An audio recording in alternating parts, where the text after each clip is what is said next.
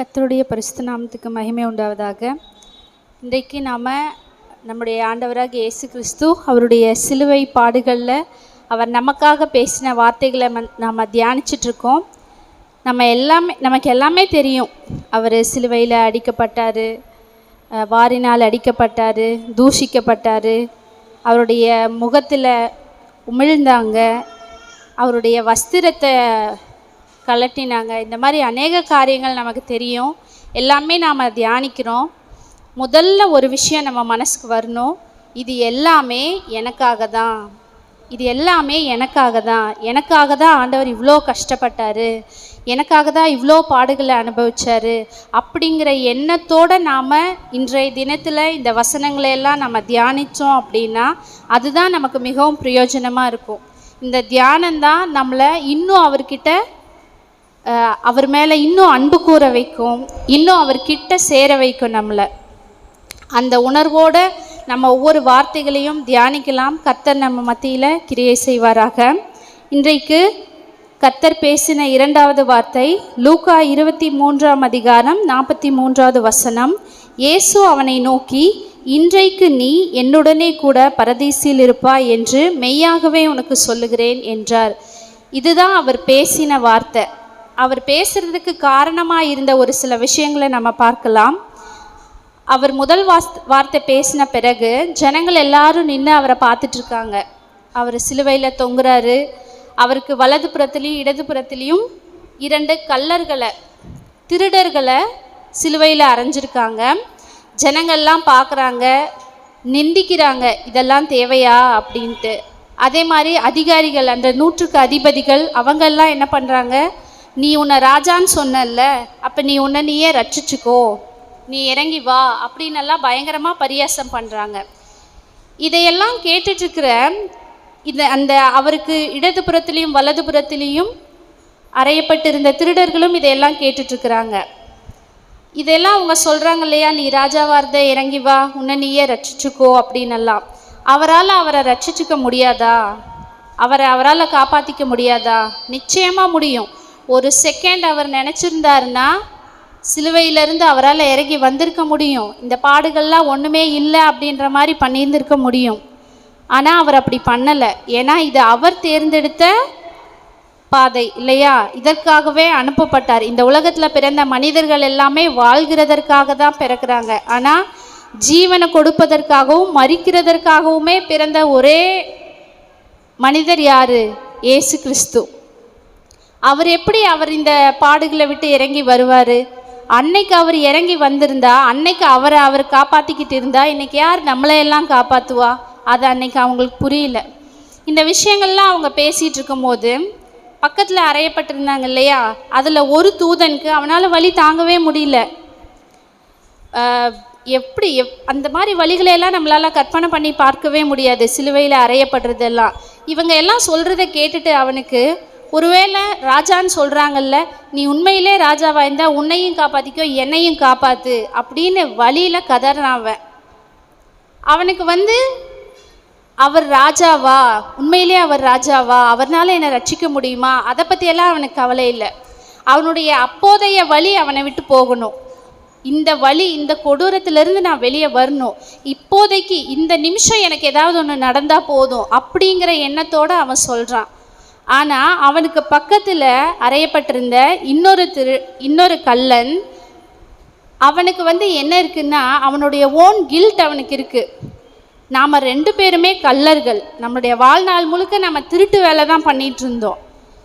அடுத்தவங்களுடைய பணத்தை கொள்ளையடித்தோம், பொருளை கொள்ளையடித்தோம், வாழ்நாள் முழுக்க திருடி ஓடிக்கிட்டே இருந்தோம், பயந்துக்கிட்டே இருந்தோம், அடுத்தவங்களுடைய சாபத்தை எல்லாம் வாங்கியிருக்கோம். இது நமக்கு தேவைதானே? நம்மளுடைய தவறுகளுக்காக தானே நாம் இப்படி தண்டனை அனுபவிக்கிறோம். இப்படி இருந்தும் நீ தேவனுக்கு பயப்படுறது இல்லையா அப்படின்னு அவன் பார்த்து கேட்குறான். அந்த இடத்துலேயே அந்த 2வது கள்ளனுடைய இருதயத்தில் இவர் தேவன்தான் அப்படிங்கிற எண்ணம் வந்துருச்சு. அடுத்தது, நாமோ நியாயப்படி தண்டிக்கப்படுகிறோம், நாம் நடப்பித்தவைகளுக்கு தக்க பலனை அடைகிறோம். நாம் கெட்டது செஞ்சோம், அதனால் நாம் இப்போ தண்டனை அனுபவிக்கிறோம்.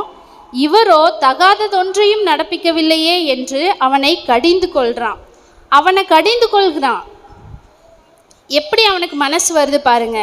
நான் தப்பு பண்ணேன், அதனால் நான் தண்டனை அனுபவிக்கிறேன், இவர் எந்த தப்புமே பண்ணலை, அப்போ இவர் தேவன், இவர்கிட்ட எந்த தப்புமே இல்லை அப்படிங்கிற ஒரு முதல் உணர்தல் அவன்கிட்ட வருது. அடுத்தது இயேசுவை நோக்கி, இவனையுமே சிலுவையில் அரைஞ்சிருக்காங்க, இவனுமே சிலுவையை தூக்கிட்டு வந்திருக்கான், ஆனால் அந்த வழியிலையும் வேதனையிலையும் தன்னுடைய பாவத்தை அவன் உணர்ந்து இவர்னால தான் எனக்கு ரட்சிப்பு வரும் அப்படின்னு தெரிஞ்சு அவன் ஆண்டவரை நோக்கி சொல்கிறான். இயேசுவை நோக்கி, ஆண்டவரே, நீர் உம்முடைய ராஜ்யத்தில் வரும்போது அடியேனை நினைத்தருளும். அவர் ராஜ்யத்தில் வரும்போது அப்படின்னு சொல்கிறான். அப்படின்னா ராஜ்யத்துக்கு யார் வருவா? ஒரு ராஜ்யத்தில் யார் இருப்பா? ராஜா தானே இருப்பார். முதல்ல இவர் தான் தேவன் அப்படின்னு அவன் தெரிஞ்சுக்கிட்டான். இப்போ இவர் தான் ராஜா, என்னை ரட்சிக்க இந்த ராஜாவால் மட்டும்தான் முடியும் அப்படிங்கிறத அவன் தெரிஞ்சுக்கிறான். இந்த கீழே இவங்கெல்லாம் அவரை நிந்தித்து பேசும்போது இந்த இரண்டாவது கள்ளன் இயேசுவை பார்த்துட்டே இருந்திருக்கணும், அவரை உற்று நோக்கி இருக்கணும். அப்போ தான் அந்த மின்னல், அந்த ஒளி அவனுக்குள்ளே வந்திருக்கு. இவர் ராஜா, இவர் கடவுள், நம்மளை மாதிரி, என்ன மாதிரி, அவனை மாதிரி இவர் எந்த தப்புமே பண்ணலை, இவர் எந்த தப்புமே பண்ணாமல் நம்மளை ரட்சிக்கிறதுக்காக வந்தவர். அந்த கடைசி நிமிஷத்தில் அவனுடைய அந்த கடைசி உயிர் போகிற நேரம் அவனுக்கு நல்லா தெரியும், இன்னும் கொஞ்ச நேரத்தில் என் உயிர் போயிடும். ஆனால் இந்த கஷ்டம், நான் இந்த பூமியில் வாழ்ந்து இந்த பூமியில் நான் பண்ண பாவங்களுக்காக நான் இந்த கஷ்டத்தை அனுபவிக்கிறேன். ஆனால் இந்த மரணத்துக்கு அப்புறம் அந்த வாழ்க்கையை இவர்னால தான் எனக்கு கொடுக்க முடியும், இவர் தான் அதை காப்பாற்றி எனக்கு தர முடியும் அப்படிங்கிறத நம்பி அவர்கிட்ட அந்த ரட்சிப்புக்காக அவன் நிற்கிறான். இந்த நேரத்தில் இந்த ரட்சிப்பு வேண்டும் அப்படின்றதுக்காக அவனால் எந்த நல்ல காரியங்களையும் இப்போ செய்ய முடியாது. நாம் இந்த பூமியில் வாழ்கிற நாட்களில் நல்ல நற்காரியங்களை செய்யணும் கடவுள்கிட்ட சேர்கிறதுக்கு. அதே மாதிரி மத சடங்குகள் நிறையா இருக்குது. இப்போ ஃபார் எக்ஸாம்பிள் எடுத்துக்கிட்டோன்னா, நாம் ஞானஸ்தானம் எடுக்கணும், ரட்சிக்கப்படணும், ஆலயத்துக்கு வரணும், இதெல்லாம் கடவுள் நமக்கு கொடுத்துருக்கிற காரியங்கள். இதையெல்லாம் நம்ம செய்யும்போது அவர்கிட்ட இன்னும் அதிகமாக நம்மக்கிட்ட சேருவோம். ஆனால் அதுக்கெல்லாம் அந்த இரண்டாம் திருடனுக்கு வாய்ப்பே கிடையாது. ஒரே ஒரு வாய்ப்பு, எனக்கு அவர் யாருன்னு தெரிஞ்சிருச்சு, நான் அதை சொல்லிடுறேன், இப்போ விட்டால் என்னால் எப்போயுமே சொல்ல முடியாது, ஏன்னா இன்னும் கொஞ்சம் நேரத்தில் நான் இறந்து போயிடுவேன், இப்போ இந்த நிமிஷம் எனக்கு கிடச்சிருக்கு, நான் அதை சொல்லிடுறேன்னு அவன் விசுவாசித்தான். அவர் யாருன்னு அவன் உணர்ந்தான். அதை சொன்ன உடனே அவனுக்கு அந்த ரட்சிப்பு கிடைச்சிது. இந்த இரண்டு கள்ளர்களை விட மிகவும் அதிகமாக அடிக்கப்பட்டது, நெருக்கப்பட்டது கர்த்தர் தான். அவர் ஏசப்பா தான். அவருக்கு தான் வலி அதிகம், அவரால் மூச்சு கூட விட முடியாது. அவருடைய உருவமே, அந்த மனித ரூபமே வேற மாதிரி இருந்தது, அந்தோகேடு அடைந்திருந்தது. ஆனால் அவர் இவனை நோக்கி பார்த்து, இந்த திருடன் கேட்ட உடனே அவனை திரும்பி பார்த்து, இன்றைக்கு நீ என்னோட கூட பரதீசியில் இருப்ப அப்படின்னு சொல்கிறாரு. இன்றைக்கு அப்படின்னா அந்த நாளே.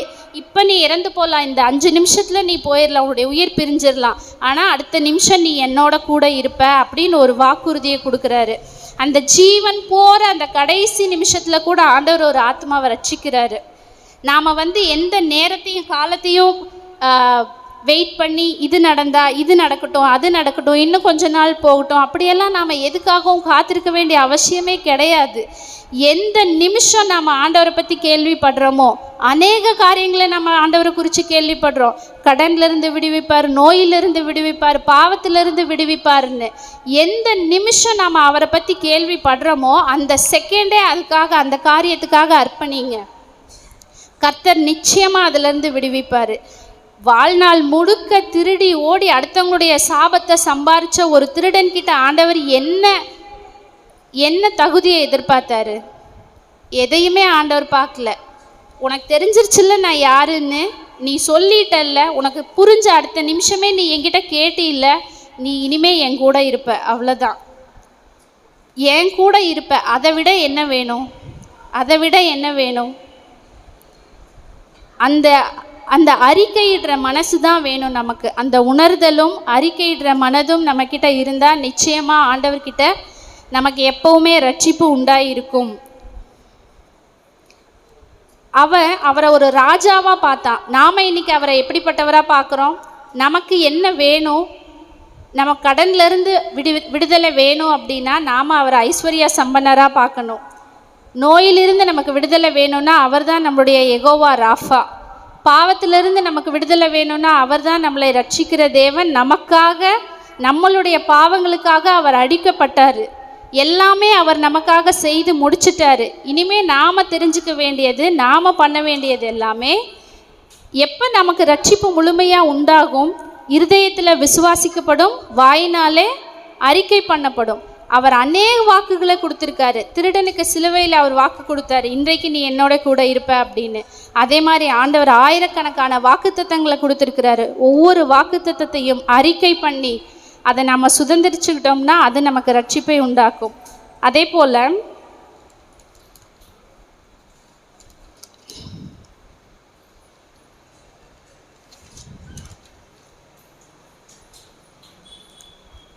வாழ்நாள் முழுக்க திருடனாக வாழ்ந்த அந்த இரண்டாவது கள்ளன் சாக போகிற அந்த 2 நிமிஷத்துக்கு முன்னாடி பரலோகமே எழுந்து நின்று வரவேற்கிற ஒரு விருந்தாளியாக மாறிட்டார்.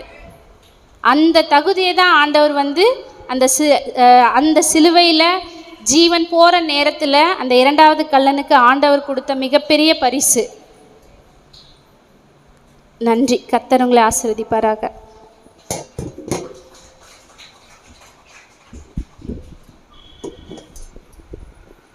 ஜெபம் பண்ணிடலாம். எங்களை அன்பாக நேசிக்கிற பரலோக பிதாவே, இந்த 2ஆம் வார்த்தைக்காக நன்றியப்பா.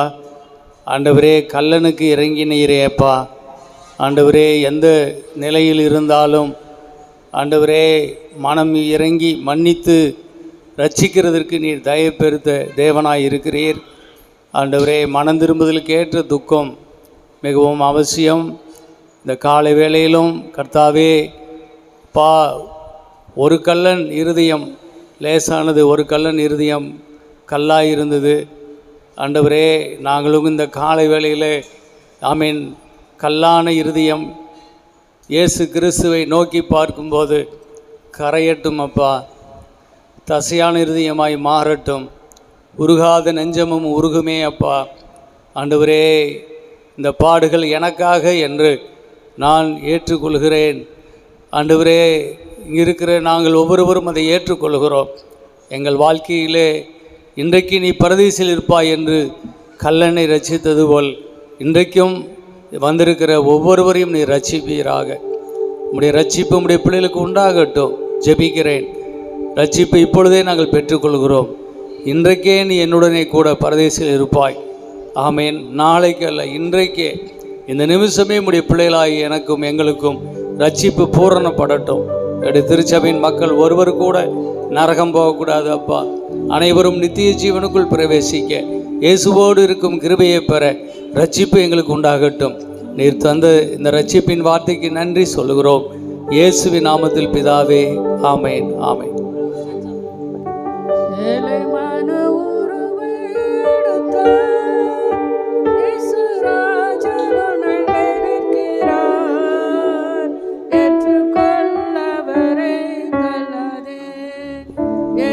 கொல்லவரை தள்ளாதே, ஏழை மானுபொருவை எடுத்த இயேசுராஜனம் நண்டை நிற்கிறார். ஏற்றுக்கொள்ளவரை தள்ளாதே, ஏற்றுக்கொள்ளவரை தள்ளாதே.